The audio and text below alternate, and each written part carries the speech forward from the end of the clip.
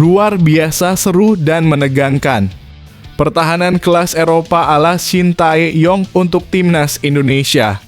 Vietnam sampai dibuat frustasi remuk tak berdaya. Gol berkelas dunia terciptakah? Begini jalannya pertandingan. Tonton video sampai selesai. Kick-off babak pertama dimulai dengan pertandingan yang penuh ketegangan antara Vietnam dan Indonesia. Vietnam sebagai tuan rumah memulai babak pertama dengan menguasai bola. Pada menit kedua, mereka mendapatkan sepak pojok pertama dalam laga ini yang menjadi momen penting di awal pertandingan. Sepak pojok yang dilakukan oleh Nguyen Quang Hai dimanfaatkan dengan baik oleh Nguyen Van Vie yang melepaskan tendangan ke arah gawang Indonesia. Namun, percobaan pertama ini bisa digagalkan dengan baik oleh pertahanan Indonesia yang sigap dalam menghalau ancaman tersebut. Meski percobaan pertama gagal, Vietnam jelas menunjukkan intensitas tinggi dan strategi permainan yang rapi dengan permainan bola yang cepat dan mengalir dari kiri ke kanan. Mereka berusaha menciptakan peluang lewat penguasaan bola yang dominan, sementara Indonesia tampak lebih memilih strategi bertahan dan menunggu kesempatan untuk melakukan serangan balik cepat. Ketika Indonesia berusaha membangun serangan dari belakang, mereka kerap menemui kesulitan. Salah satu momen krusial terjadi pada menit ke-7, ketika Kadek Arel mencoba mengoper bola kepada Cahya Supriyadi. Tetapi umpan tersebut terpaksa dibuang ke depan karena minimnya dukungan dari pemain lain. Hal ini menggambarkan bagaimana Indonesia kesulitan menciptakan serangan yang lebih terorganisir. Kondisi ini diperburuk dengan absennya Marcelino Ferdinand yang terkena kartu merah dalam pertandingan sebelumnya melawan Laos. Kehilangan pemain kreatif seperti Marcelino sangat terasa dalam pertandingan ini karena dia adalah sosok yang bisa mengontrol aliran permainan dan membuka ruang bagi rekan-rekannya untuk menyerang. Tanpa Marcelino, lini tengah Indonesia tampak kering akan kreativitas dan Indonesia lebih banyak mengandalkan serangan balik yang terbukti tidak mudah untuk dieksekusi. Pada sisi lain, Vietnam terus mendominasi penguasaan bola dan bergerak bebas dari sisi ke sisi, mencari celah di pertahanan Indonesia. Meskipun begitu, Indonesia tetap mencoba memberi perlawanan. Salah satu peluang datang pada menit ke-23 ketika Raihan Hanan berusaha memanfaatkan kesalahan dari pertahanan Vietnam yang gagal menguasai bola dengan baik. Raihan berduel dengan Nguyen Tan Chung. Namun sayangnya dia kalah dalam duel tersebut yang membuat Indonesia kehilangan peluang untuk mencetak gol. Tak lama kemudian, tepatnya pada menit ke-28, Kapten Vietnam, Nguyen Quang Hai, terjatuh setelah terlibat dalam duel dengan Hoki Caraka. Insiden ini berujung dengan kartu kuning untuk Hoki setelah wasit menganalisa tayangan ulang dan memutuskan memberikan hukuman untuk pelanggaran tersebut. Kejadian ini menambah ketegangan dalam pertandingan di mana kedua tim sama-sama berusaha mencari keunggulan. Masalah penguasaan bola juga menjadi momok bagi Indonesia dalam laga ini. Banyak umpan yang tidak tepat sasaran yang mengakibatkan serangan Indonesia terhambat dan memperbesar peluang Vietnam untuk menguasai jalannya pertandingan. Bahkan hingga menit ke-33, Indonesia belum mendapat kesempatan untuk mengeksekusi tendangan penjuru, sementara Vietnam sudah mencatatkan 3 tendangan pojok. Statistik ini jelas mencerminkan bagaimana tekanan yang diberikan oleh Vietnam begitu besar terhadap lini pertahanan Indonesia.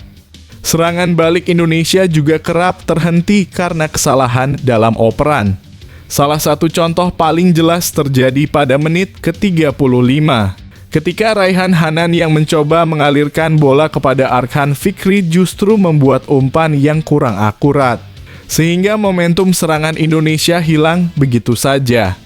Tak lama setelah itu, Vietnam kembali mengancam dengan wingback kanan mereka, Ho Tan Tai, jatuh di dalam kotak penalti Indonesia setelah berbenturan dengan Mikel Tata. Namun wasit memutuskan bahwa insiden tersebut tidak berujung pada hadiah penalti bagi Vietnam.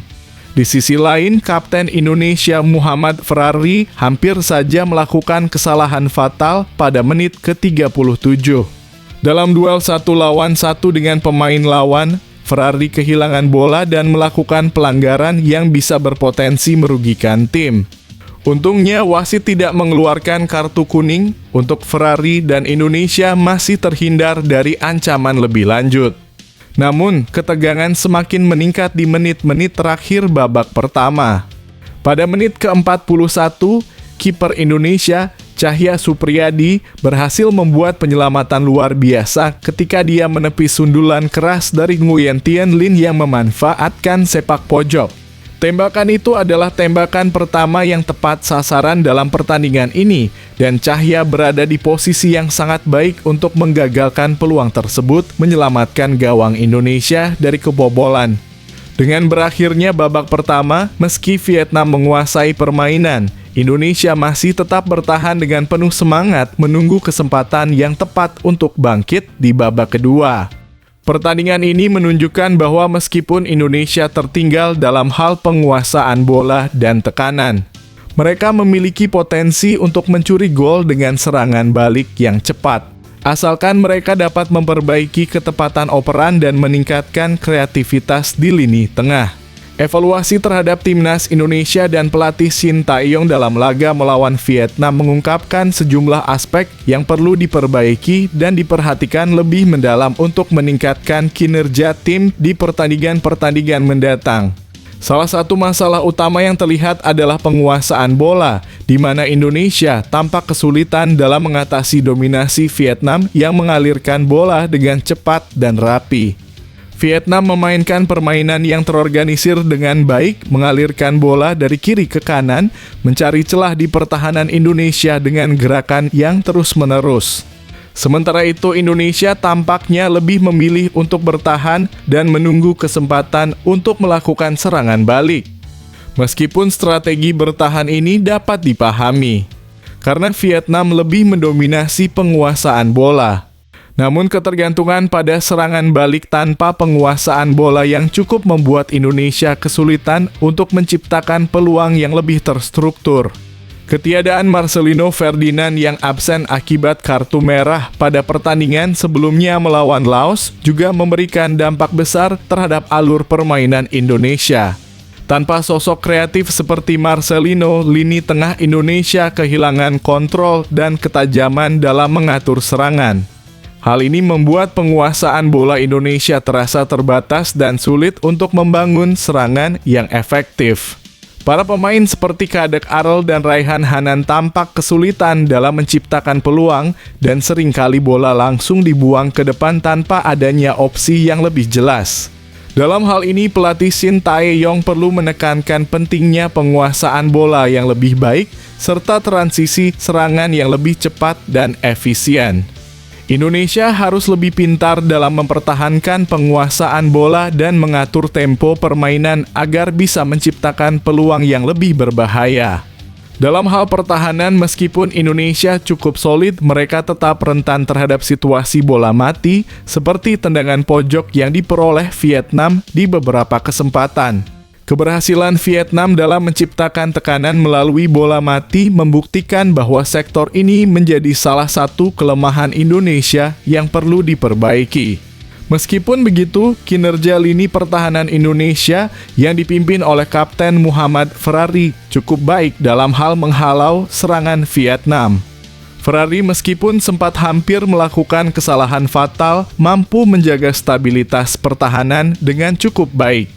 Kiper Indonesia Cahya Supriyadi juga tampil luar biasa dengan penyelamatan gemilang, termasuk menepis sundulan keras dari Nguyen Tien Linh pada menit ke-41. Penyelamatan tersebut menjadi momen penting yang menyelamatkan Indonesia dari kebobolan dan menunjukkan kualitas Cahya dalam menjaga gawang. Namun meskipun pertahanan Indonesia terlihat solid, tantangan terbesar tetap ada pada lini serang. Tim lebih sering terjebak dalam kebuntuan saat membangun serangan dan kesulitan menciptakan peluang yang jelas.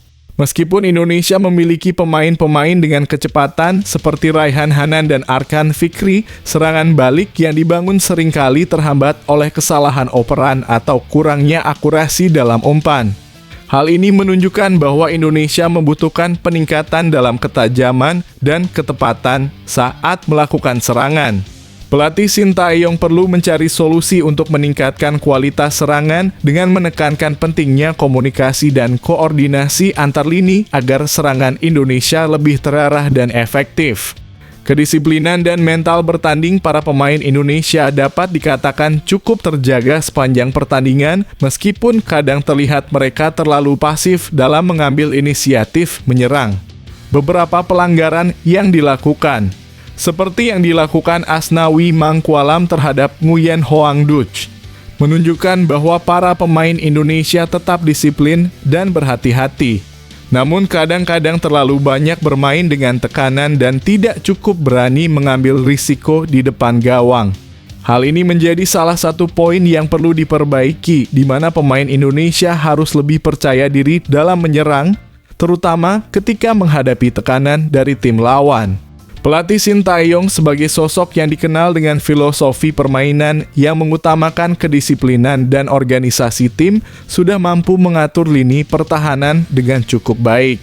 Namun dalam laga ini meskipun Indonesia bermain solid dalam bertahan, ketidakmampuan dalam menciptakan peluang dan beradaptasi dengan tekanan permainan Vietnam menunjukkan bahwa strategi yang diterapkan perlu lebih variatif. Sintayong perlu mengevaluasi lebih lanjut bagaimana tim bisa lebih kreatif dalam menyerang, serta bagaimana memperbaiki transisi dari bertahan ke menyerang agar Indonesia bisa lebih berbahaya dalam menghadapi tim-tim yang juga memiliki kualitas tinggi.